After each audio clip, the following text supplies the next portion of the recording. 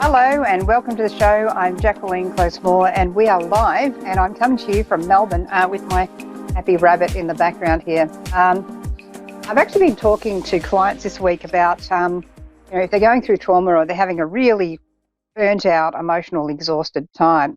They can do funny things like having this crazy rabbit, like, look at this. Woo!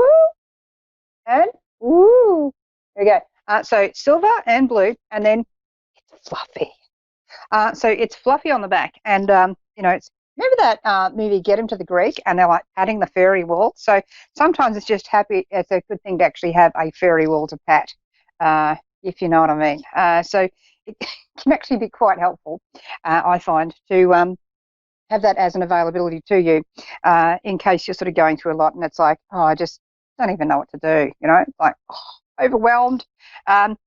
If we sort of look at the window of tolerance, there's hyper reactive and hypervigilance, which is up here. It's like everything's just happening really quickly, and that's where we get anger and emotional outbursts, and we can feel overwhelmed and fight or flight.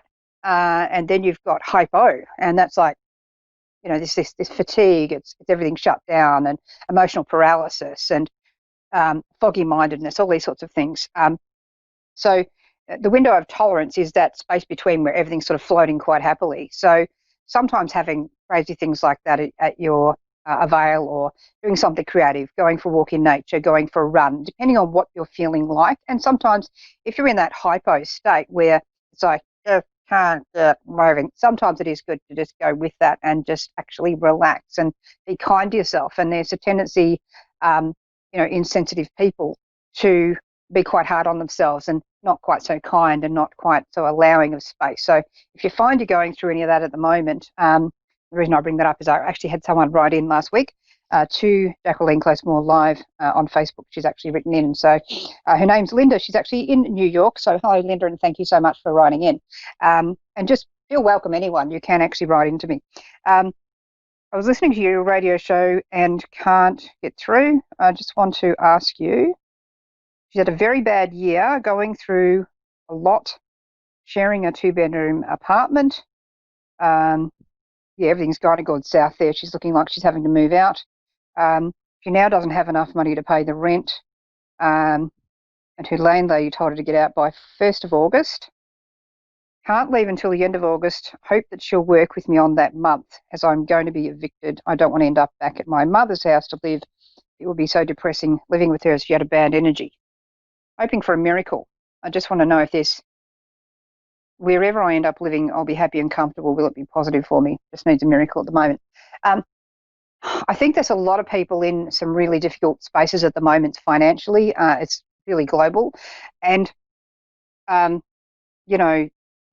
some people sort of say, do you think I'm going to win Tattslotto, Jacqueline, or, some kind of prize, or should I go gambling? It's like, don't gamble. If you're going to buy a very small ticket in the lotto, it's not going to cost you money you can't afford. Sure. I mean, do that. But the thing is here, work on practical solutions. So even, and especially as a psychic, I work with practical solutions with people as well. So always sort of look at it that way first. But yes, we can create positive energy here. In this particular case with you, Linda, I do feel there's going to be this meeting halfway, and you're going to be, I feel you're going to find this thing where halfway through August, there is a sudden change to this situation where it's like a meeting in the middle. So I do feel you're moving out of that apartment. I do feel that you may be having a room at a home of a female friend or relative. You sort of spoke about not wanting to move in with your mum. I don't feel it's her you're moving in with. I do feel it's a female friend or someone you sort of count on, kind of like a sister. So like a friend, sister from another mother maybe. It's like you're able to work it out that way. There's some kind of leniency given here too with your landlord. Even though they're saying 1st of August, it feels like it might be more around the 14th. And I really feel as if there's going to be more opportunities here, even on the money side of earnings and things like that. There's going to be the ability to turn things around here bit by bit. I know it's certainly been tough and it's been quite scary for you and a lot of people. And I think the thing is, we can always hold out hope. And for some people at the moment, if you're finding that you've just come up against a blank and you sort of can't see where the future's going, it's really healthy and helpful to project where you would like to be. And that might be really important for some people at the moment to do. If you can't see where your future's going, you can't see a future, it's really kind of important at the moment to actually put that ahead of you. Now, in the past, I've never felt the need to say that, but we're not in ordinary times. We're in very different times. So you may need to, Linda, and anyone else going through this situation at the moment, you may need to project into that future, um, so that it can get there. Now, obviously, if you have never exercised in your life and you want to be an astronaut at the end of the year, that might not be exactly the vision you want to hold on to because it's a little bit out of your reach, right? So do stuff that, like in Linda's case, see yourself in a home. If you want to be in that apartment, see yourself drawing in someone who's going to come and share the rent with you. If you don't feel confident with that, and it does feel with Linda that you'll be a bit wobbly trying to think of that particular outcome, because I don't feel that's going to happen, and that might be why you get the wobbles on that if you are trying to project that.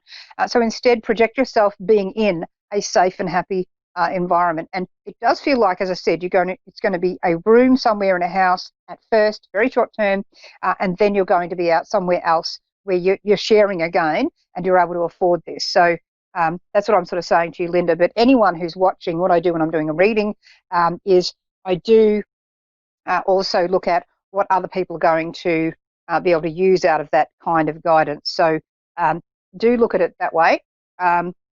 If you're out there and you're in a similar situation, whether it's over a house, whether it's over your business, whether it's over your job, other people around you, you can project for yourself more easily than for others. You can hold all positive potential if it's a case of family members, particularly your children.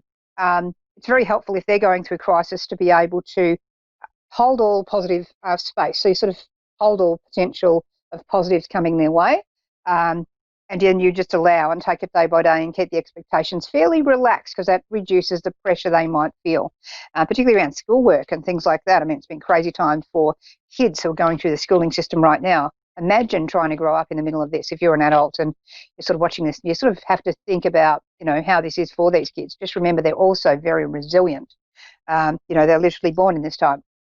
So this is when they've manifested to be here. So really choose to put that projection forward of how you want it to be, and it's much easier to get. I'm just going to also pull a card for you, Linda, over this next year for you as to outcomes, things to work on, most importantly. Okay, so Six of Swords, necessary change, movement. Six of Swords can mean a couple of different things. It can mean the ending of a relationship. It can mean going overseas. In this case, it's really speaking of the difficulties being behind you and calmer waters ahead. So if you sort of look at this card, a little bit dark, isn't it, hey?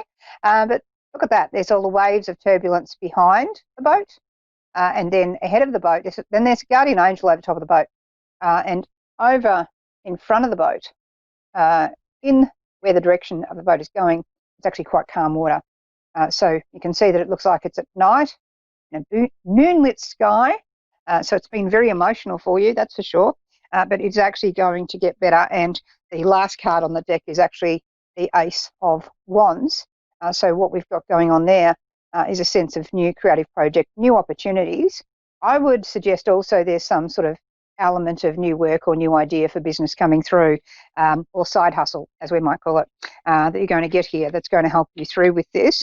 I also see a male that's going to be helping you financially in the very, very, very short term. So it may be a small amount of money that helps you to get by in the meantime to do this. But this seems to be a younger man, so I'm just not sure if this person's 10 or more years younger than you, but it's like he's just going, oh, look, here's that for you. It's not a great deal. It would be in the hundreds. It's not in the thousands and tens of thousands.